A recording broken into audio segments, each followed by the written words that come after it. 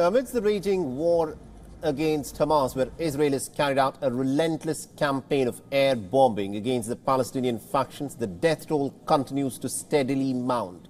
More than 7,000 Palestinian civilians at this point of time have been killed in this campaign of relentless bombing that Israel has resorted to. And now, Israel is also bringing some new weapons that it has just recently developed and tested.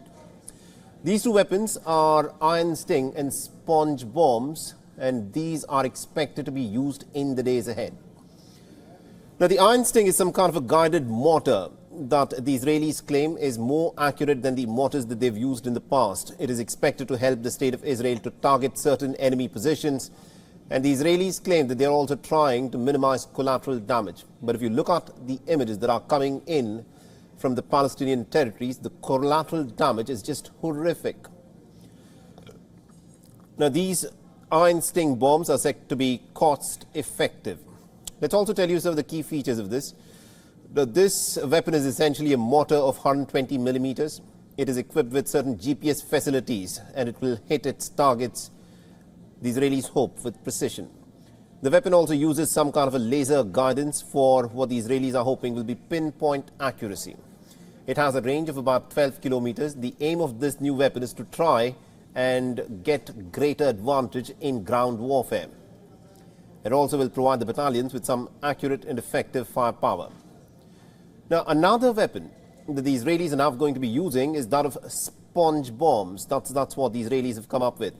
Now, remember, this has been recently being developed. It is still in the testing phases, but the Israelis hope that they can use it to try and combat the tunnel warfare that they'll be up against in the Gaza Strip.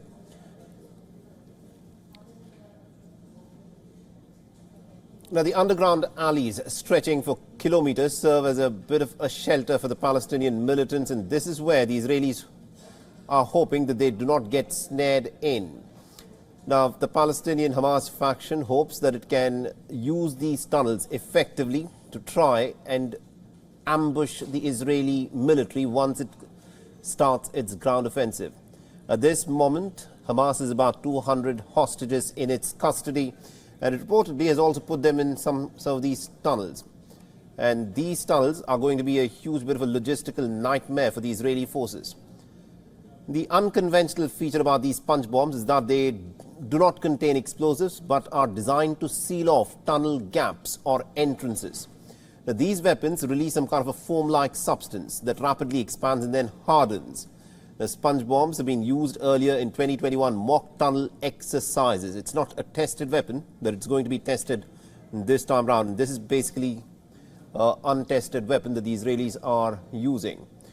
Now, how will these weapons change this war, and what sort of an advantage the Israelis will get once they carry out their ground incursion is something that remains to be seen. But remember, every nation around the world has now been talking that if Israel carries out its ground invasion into the Gaza Strip, the number of civilians who would be killed would be just horrific.